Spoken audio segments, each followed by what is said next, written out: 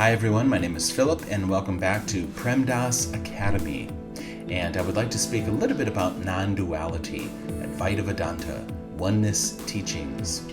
So there are two quotes that I have from two different teachers that I think really express the sentiment of what non-duality is. And the first one comes from Sri Nisargadatta Maharaj, and it is this: there is variety and difference, but no separation anywhere. And so yes, of course, there's the sun and the moon and the earth and the sky and men and women and adults and children. There is variety, there is difference, but there is no separation. All of this is one. God is what is. God is this. God is the totality of consciousness. The other quote comes from Tony Parsons, and he says, all there is this, nothing appearing as everything. And he also goes on to say that there's no self. And this is something that science, of course, has known and is still investigating and realizing more and more every day, is that there's no person inside of the human body. Nisargadatta said the same thing. He said, you are not the personal, abstract, conceptual self. You are not what you think. If we close our eyes, we don't have to, but if we close our eyes, we often see an image of who we are. We might even envision our body or our face, and we have adjectives actually describing the personality or the physical form of this incarnation, this life. And we would say, oh, this is me. I am this. I am this person. And depending on how we feel, by the way, the self-image is something that's changing rapidly. Maybe in one moment we feel really good about ourselves, and then something happens, and in the next moment we don't feel so good about ourselves. So basically, if I don't exist, who is the doer? Who is speaking right now? Who is listening to these words? Life is the doer. Some people say God is the doer, but then that sounds like duality again. There's me, and then there's God. That's why I like the statement, all there is God. God is the totality of consciousness. So God is the doer, but God is also the receiver of all doing. A lot of what non-duality points to is the beingness. In life, we have doing. Everything is happening. People are doing things. Life is happening. Life is an experience, a series of experiences, one after the other.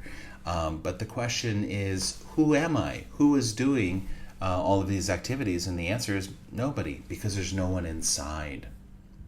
So this is non-duality in a nutshell. And basically, there's not much more to be said about it.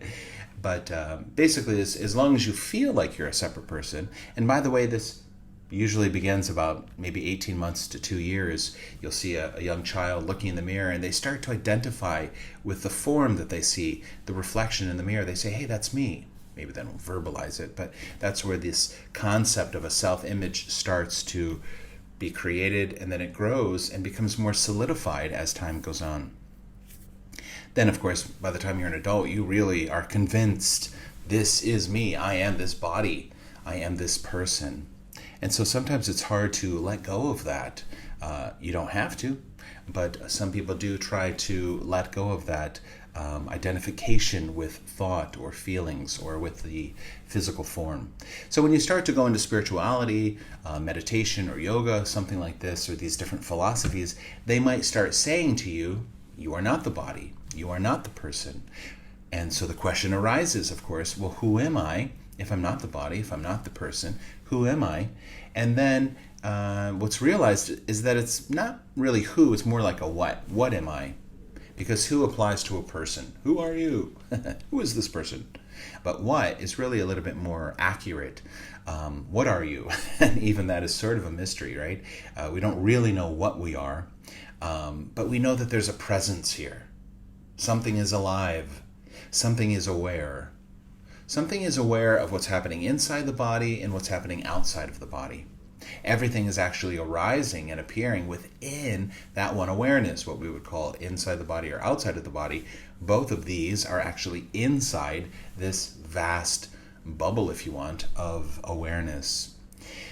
Everything that's moving around it we could call consciousness. So awareness is the context, and consciousness is the content. And that content is always changing. If you think about time and space, time is always moving. It's always on the run. It doesn't stop. All activities, I mean, the heart's always bumping, boom, boom, boom, boom. The lungs are breathing.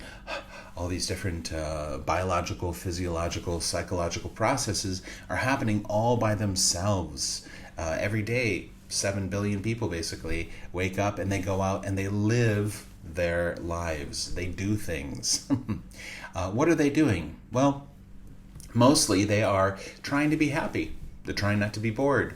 They're trying not to suffer. They're trying to have an interesting life, an interesting experience. They're trying to entertain themselves. They're seeking after love or peace or connection or community or meaning or purpose or a higher power or a God or a creator. Maybe they're looking for liberation or enlightenment, something they've read about. Yes, and basically it's about pleasure and pain. They want pleasure. They don't want pain. They want to be happy. They don't want to be suffering in some way. Maybe they don't want to be angry or afraid or sad. These are the three emotions usually that we connect with suffering, although you do not have to suffer if you're feeling anger or sadness or fear. They're just feelings. It's usually the resistance to these feelings that's creating the suffering. But basically people want to be over here. They want heaven. They don't want hell, So you can see all of this polarity, this duality, seemingly so duality, but it's not. It's all one. It's like the piano keyboard. You have the very low notes and then it goes higher, higher, higher, higher, and then it goes... So you are that vast spectrum of music, that vast spectrum of life, of experiences. And you're all of that. Mostly, I would guess and assume, most of us are usually in the middle somewhere. Maybe saints and angels and sages and all these happy people are maybe a little bit on the higher side. They always seem very happy. And then some people are dealing with depression or darkness or things like that. They're at the bottom there. But really, we've probably all, if we're being honest, we've all experienced a little bit of the whole vast spectrum of what it means to be a human being. And what it feels like. What is that experience of being a human being? How has it been for you? What has your life been like? What have your experiences in life been like? Have they been pleasant or painful? You can judge them as good or bad. Of course, in reality, there are no good or bad experiences. There's just what is. It's just whatever is presenting itself. But most people would say, I've had a good life, or I've had a bad life, or I've had a very happy life. Maybe I've had I had a very traumatic childhood. So we do judge, we label, we try to describe our experience and how it's been up until now, so far. So anyways, I just wanted to express a little bit about non-duality, what it is, just to give a very brief, short introduction. Again, really, there's not much more beyond the introduction of non-duality. That's something you'll find later, that all questions really are answered the same way. All there is this. There's no person. All there is this. Nothing appearing as everything. So it's not nothing and everything. It's nothing as everything. It's everything as, or the expression of nothing. So that is non-duality. But we will talk more about that as days go by, apparent days go by, as time progresses. And I wish you well. Whoever you are, wherever you are, I wish you a heart full of love. I wish you a very peaceful mind with clarity and wisdom, creativity and discernment, knowledge.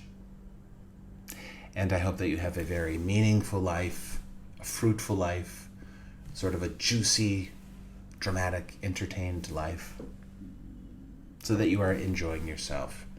Life is more than just enjoyment, but if we're honest, that's what we're doing all the time. We're spending our time trying to enjoy ourselves. Okay, that's it for me. Have a great day. Hello, Mr. Buddha. Namaste. See you soon. Peace. Bye-bye.